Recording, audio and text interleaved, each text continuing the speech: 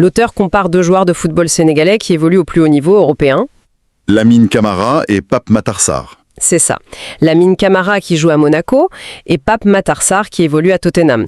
Mais bon, décortiquons un peu tout ça, parce qu'il est fascinant de voir autant de termes forts, presque martiaux en fait, condensés en si peu de lignes.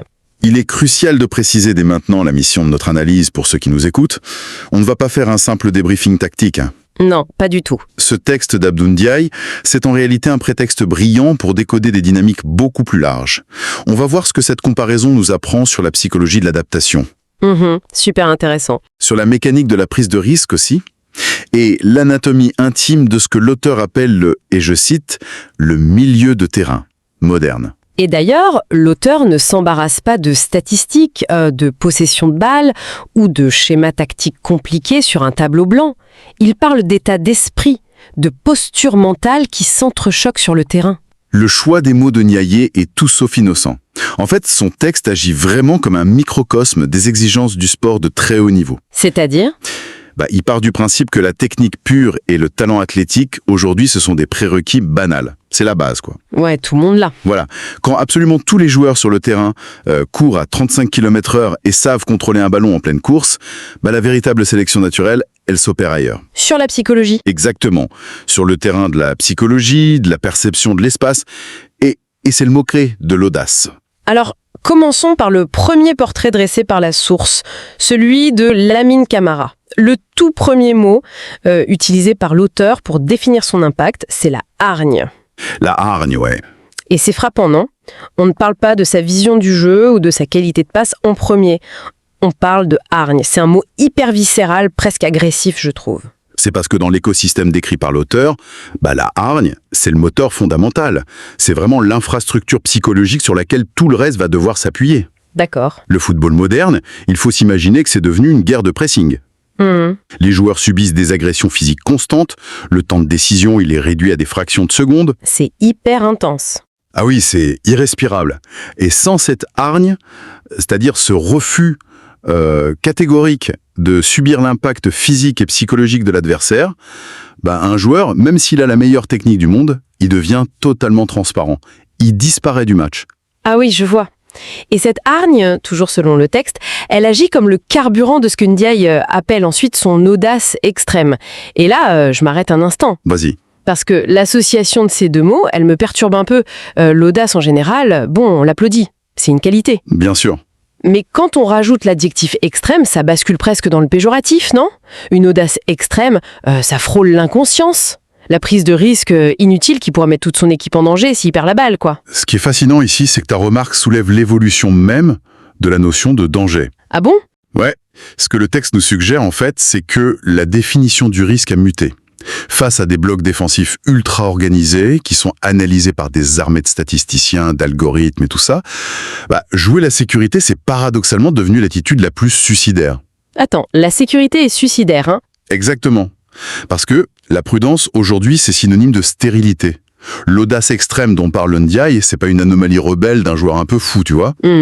C'est la seule clé capable de forcer les serrures tactiques qui ont été spécifiquement conçues pour neutraliser la normalité. Donc, faire l'inattendu, même si c'est statistiquement super risqué, ça devient une nécessité systémique. Précisément.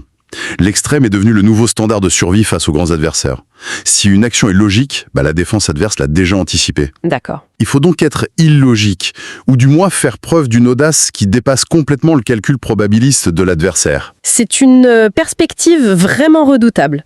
Et d'ailleurs, Ndiaye ne reste pas dans l'abstrait, il illustre cette audace extrême par des mécaniques très spécifiques sur le terrain. Oui, il donne des exemples concrets. Il décrit la capacité de Camara à, je cite, « casser les lignes avec des passes chirurgicales ». Et là, j'aimerais qu'on s'attarde sur le comment. Bien sûr. Parce qu'au départ, j'allais dire que casser les lignes avec des passes chirurgicales, c'est un peu comme un joueur d'échecs qui refuse de simplement déplacer ses pions de manière défensive, mais qui sacrifie une pièce pour transpercer la formation adverse d'un seul coup. Mais ça marche pas trop en foot, en fait. On sacrifie pas un coéquipier. Non, ça ne marcherait pas très bien dans le vestiaire après. C'est ça. C'est plutôt l'idée de sacrifier sa propre sécurité positionnelle, non ? Comme si on baissait volontairement sa garde pour glisser une attaque fulgurante dans un angle mort de l'adversaire. En fait, l'image de la sécurité positionnelle sacrifiée, elle est beaucoup plus juste. Analysons un peu la mécanique de cette fameuse passe qui casse les lignes. Vas-y. Une équipe moderne, elle défend comme un seul bloc hyper compact. Vous imaginez une sorte de toile d'araignée humaine où les lignes de joueurs sont espacées de quelques mètres seulement. Ok. Faire tourner le ballon devant cette toile, c'est facile. Et c'est sûr, tu risques rien. Mais casser une ligne, c'est réussir à faire passer le ballon exactement dans l'interstice minuscule et très éphémère qui sépare 2 ou 3 adversaires, pour trouver ton coéquipier au cœur même du dispositif ennemi. Et c'est là que le terme chirurgical prend tout son sens, du coup. Il s'agit pas juste de frapper fort dans le tas et d'espérer que ça passe par miracle. Ah non, pas du tout. C'est comme enfiler un fil dans le chat d'une aiguille. Sauf qu'une aiguille est attachée à des montagnes russes en mouvement, quoi. Waouh, l'angoisse. C'est ça. Spatialement et psychologiquement, l'impact d'une telle passe, il est dévastateur. Parce que ça désorganise tout. Complètement. Lorsqu'une ligne est cassée, les 4 ou 5 joueurs adverses qui ont été contournés, ils voient soudainement le ballon dans leur dos. Leur cerveau doit instantanément recalculer toutes leurs cartes spatiales de la zone. Ils doivent se retourner, courir vers leur propre but, j'imagine. Exactement. Et du coup, leur structure défensive entière, elle s'effondre en une fraction de seconde. C'est pour ça que Ndiaye valorise autant ce geste précis. Une seule passe de Camara peut détruire des mois de travail tactique de l'équipe adverse. Ndiaye ajoute un autre élément à cet arsenal de rupture. Il parle de conduite de balle percutante. Ça rejoint cette notion de briser la structure, mais cette fois-ci physiquement, avec le corps. Oui, le joueur devient le projectile en quelque sorte. Au lieu de chercher la passe de sécurité dont on parlait, le joueur prend le ballon et provoque l'adversaire en duel direct, pour créer un déséquilibre par la force et la vitesse. C'est très exigeant. Mais ce qui me frappe le plus dans l'analyse de Ndiaye, c'est le point d'orgue de cette première partie. Dis-moi. Tout ça, la hargne, l'audace, les passes, les courses, tout ça culmine dans ce que l'auteur identifie comme le véritable mindset, l'état d'esprit de Camara. C'est sa capacité, peu importe l'adversaire en face de lui, à, et là je cite, poser la balle et jouer au foot. Poser la balle, c'est probablement le concept le plus profond de tout ce texte. Vraiment. Parce qu'en lisant, je t'avoue, j'ai trouvé que ça sonnait presque trop simple. Poser le pied sur un ballon, c'est littéralement la première chose qu'on apprend dans une cour de récré. Alors oui, c'est très simple sur un terrain vide le dimanche matin avec des amis. Voilà. Mais imaginons la réalité biomécanique du très haut niveau. Un joueur reçoit le ballon. Et autour de lui, t'as des athlètes super puissants. Des gars qui pèsent 85 kilos, qui courent le 100 mètres en 11 secondes et qui sprintent vers lui pour le détruire physiquement ou récupérer la balle. Ouais, l'enfer. Face à une telle agression cinétique, l'instinct humain fondamental, celui qui est inscrit dans notre cerveau reptilien, c'est la panique. L'instinct de fuite. Exactement. L'instinct nous commande de s'éloigner du danger, donc de dégager le ballon le plus vite et le plus loin possible, sans même réfléchir. Ah, je comprends. Donc poser la balle au sol, ralentir le mouvement à ce moment très précis où tout le monde te fonce dessus, c'est aller contre son propre instinct de survie. C'est un acte de rébellion totale contre la pression. Poser le ballon, en fait, c'est une manipulation du temps. C'est poétique, dis donc. Mais c'est vrai, hein. Quand tout l'environnement hurle à un joueur d'accélérer, de paniquer, ralentir volontairement, ça crée une dissonance cognitive majeure chez l'adversaire. Ah ouais? Le défenseur qui arrive à pleine vitesse pour l'écraser, il s'attend à de la précipitation. Il s'attend à ce que le joueur panique. Et quand le porteur de balle se fige?